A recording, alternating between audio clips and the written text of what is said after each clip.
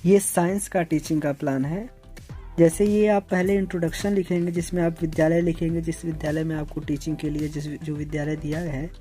यहाँ छात्राध्यापक, आप अध्यापक के रूप में ना होकर छात्राध्यापक होते हैं, तो यहाँ आप अपना नाम लिखेंगे। यहाँ विषय लिखेंगे, जिस विषय को आप पढ़ाना है, जिस क्लास में आप पढ़ा रहे हैं वो लिखेंगे। उप विषय का मतलब है शीर्षक क्या है, जैसे आप भौतिक विज्ञान, रसायन विज्ञान, जीव विज्ञान क्या पढ़ा रहे हैं अब या आप केवल विज्ञान भी लिख सकते हैं। अवधि का मतलब है वो जो पीरियड कितने मिनट का है, जैसे जो घंटा लगता है, जो पीरियड लगता है वो कितने मिनट का है, ये लिखना है। जिस दिनांक को आप कर रहे हैं माइक्रो टीचिंग, जिस दिनांक को ये चैप्टर पढ़ा रहे हैं वो डालना है। और प्रकरण मतलब क्या आप पढ़ा रहे हैं वो उसमें इसका ये नाम रहेगा। जैसे ये दैनिक जीवन में विज्ञान का उपयोग है, तो प्रकरण में दैनिक जीवन में विज्ञान का उपयोग डाला गया है।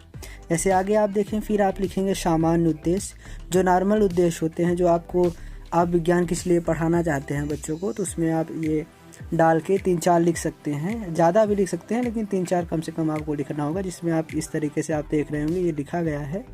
उसके बाद आप लिखेंगे विशिष्ट उद्देश्य। विशिष्ट उद्देश्य का मतलब इसमें कुछ स्पेशल उद्देश्य आ जाते हैं। जैसे आप विद्यार्थी दैनिक जीवन में विज्ञान की उपयोगिता को समझ सकेंगे कि दैनिक जीवन में विज्ञान का उपयोग कैसे करें, क्योंकि प्रकरण का नाम ही है दैनिक जीवन में विज्ञान का उपयोग।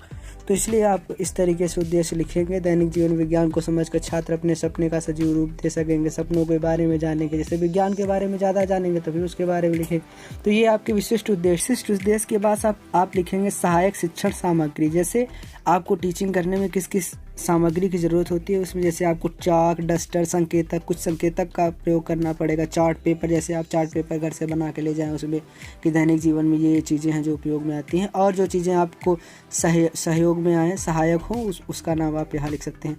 पूर्व ज्ञान का मतलब ये है छात्र को पहले से कुछ मालूम है। जैसे आप ज्ञात से अज्ञात की ओर शिक्षण ले जाते हैं ना, तो जैसे छात्र दैनिक जीवन में विज्ञान के साधारण प्रयोगों और साधनों से परिचित है। ऐसे कुछ चीज़ें हैं जिसको वो देखता है कि दैनिक जीवन में ये काम में आती हैं, तो कैसे काम में आती हैं, क्या कैसे है, तो वो पूर्व ज्ञान है उसका। फिर आप प्रस्तावना प्रश्न, मतलब जो आप प्रश्न पूछते हैं छात्र से उसके पूर्व ज्ञान का पता लगाने के लिए, वो आप यहाँ प्रस्तावना प्रश्न में लिखते हैं। जैसे छात्राध्यापक कथन, छात्र बोलता है पहले के लोग कृषि किन साधनों से करते थे, तो छात्र या छात्रा उस पर उत्तर देंगे। फिर आप दूसरा सवाल पूछेंगे। इस तरीके से आप 3-4 सवाल पूछते हैं। और जब छात्र को नहीं मालूम होता तो उसके बाद आपका ये उद्देश्य कथन चालू होता है कि बच्चों आज हम विज्ञान, आपकी पुस्तक के दैनिक जीवन में विज्ञान का नामकरण पाठ का विस्तृत अध्ययन करेंगे।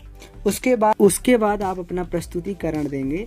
जिस प्रथम अनुवृत्ति का मतलब है कि पहले पीरियड में पढ़ाएं। जैसे द्वितीय अनुवृत्ति होगी, जैसे पहला पीरियड समाप्त हो गया आपके पढ़ाते पढ़ाते, तो आप इसी को दूसरे पीरियड में जब पढ़ाएंगे या दूसरे दिन पढ़ाएंगे तो उसको द्वितीय अनुवृत्ति कहते हैं। जैसे प्रथम अनुवृत्ति में आप कृषि के क्षेत्र में बताए बच्चों को, तो आप इसमें कॉलम बनाएंगे। क्रम संख्या, शिक्षण बिंदु का मतलब क्या पढ़ा रहे थे वो शिक्षण बिंदु होगा। छात्राध्यापक कथन, छात्राध्यापक आप हैं तो आपने क्या कहा वो उसके बारे में होगा। छात्र कथन, छात्र क्या कर रहे थे। और ये श्यामपट कार्य का मतलब है ब्लैक बोर्ड में आप क्या लिख पढ़ रहे थे उसके बारे में लिखना है।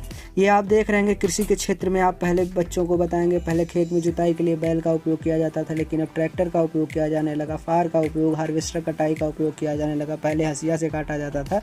तो इस तरीके से विज्ञान दैनिक जीवन में कैसे प्रयोग। फिर संचार के क्षेत्र में आप बताएंगे, जैसे पहले आप डाक द्वारा पत्रों के माध्यम से भेजते थे, अब आप सीधा एक फ़ोन करते हैं, किसी से भी बात हो जाती है ना, ईमेल कर देते हैं, व्हाट्सएप कर देते हैं। तो ये बच्चे क्या कर रहे थे, जैसे विज्ञान की देन क्या है, श्यामपट पे आप लिखेंगे विज्ञान की देन क्या है। छात्र ध्यानपूर्वक सुन रहे हैं। उसके आगे आप संचार के क्षेत्र के बाद आप ये देखिए कुछ विकासात्मक प्रश्न हैं। कुछ प्रश्न भी बच्चों से पूछते रहेंगे, जैसे वो उनका इंटरेस्ट बना रहे। विज्ञान ने किन किन क्षेत्रों में विकास किया, किन्हीं 2 क्षेत्रों के नाम बताइए। तो ये छात्र कथन है, आप देख सकते हैं छात्र कथन में बता रहा है किसी के क्षेत्र में, संचार के क्षेत्र में। फिर आप मनोरंजन क्षेत्र में विज्ञान की देन लिखेंगे। फिर चिकित्सा क्षेत्र में। ऐसे आप जो पढ़ाते जाएंगे उसको यहाँ प्रस्तुतिकरण में लिखते जाएंगे। प्रस्तुतिकरण का मतलब है जो आप बच्चे को बता रहे हैं वो यहाँ लिखना होता। उसके बाद देखिए फिर आप कुछ विकासात्मक प्रश्न पूछेंगे जिससे बच्चों में कुछ इंटरेस्ट बढ़ेगा, तो वो यहाँ लिखा गया। फिर आप सुरक्षा के क्षेत्र में क्या विज्ञान की देन है। जटिल समस्या आतंकवाद है, आतंकवाद से कैसे रक्षा होती है, सैनिकों के लिए क्या किया गया, ये सब है। फिर यातायात के क्षेत्र में भी विज्ञान की देन है। जैसे यहाँ द्वितीय अनुवृत्ति लिखा है, मतलब ये आप दूसरे दिन या दूसरे पीरियड में विज्ञान के बारे में पढ़ाए, तो यहाँ आप भी प्रश्न पूछेंगे, फिर उसका स्पष्टीकरण करेंगे प्रश्न का। उसके बाद आप शिक्षा के क्षेत्र में विज्ञान की क्या देन है उसका स्पष्टीकरण करेंगे। इन सब को पढ़ाने के बाद आप पुनरावृत्ति प्रश्न का मतलब है जो पीछे प्रश्न पूछे गए थे उसी में से आप कुछ प्रश्न पूछेंगे। जैसे कृषि के क्षेत्र में विज्ञान की कोई 2 देन बताइए, तो इसका बच्चे आंसर देंगे। फिर दूसरा, आप संचार में विज्ञान की क्या उपयोगिता है, तो इसका भी बच्चे आंसर। फिर आप मूल्यांकन करेंगे कि आप जो पढ़ाए हैं उस पर बच्चों का क्या इंटरेस्ट रहा है, क्या उन्हें कुछ मालूम है कि नहीं मालूम, उन्होंने क्या क्या जाना। तो आप मूल्यांकन प्रश्न में 1-2 पूछ सकते हैं, यहाँ केवल 1 लिखा गया है, आप 2-3 प्रश्न पूछ सकते हैं, आप जितना चाहें लिख सकते हैं। लेकिन कम से कम 2-3 रहने चाहिए, 2 कम से कम तो रहने ही चाहिए। से विज्ञान ने किन किन क्षेत्रों में विकास किया है। चिकित्सा के क्षेत्र में विज्ञान की 2 देन बताइए। 2 प्रश्न है लेकिन यहाँ केवल 1 डाला है, वो मिस्टेक हो गया है। यहाँ गृह कार्य, आप बच्चों को कुछ घर पे काम करने के लिए देंगे तो वो भी यहाँ नोट किया जाएगा। गृह कार्य सुरक्षा के क्षेत्र में विज्ञान की उपयोगिता का संक्षिप्त वर्णन करिए। तो ये आपका एक लेसन प्लान खत्म हो गया जो कि विज्ञान का लेसन प्लान है। ये आपका लेसन प्लान बनाने में आपकी बहुत हेल्प कर सकता है। तो ऐसे ही वीडियो पाने के लिए हमारे चैनल अनुज लर्निंग को सब्सक्राइब करिए, और अगर वीडियो अच्छा लगा हो, आपको सहयोग मिला हो तो आप वीडियो को लाइक करिए और लोगों की मदद के लिए इसे शेयर कीजिए। धन्यवाद।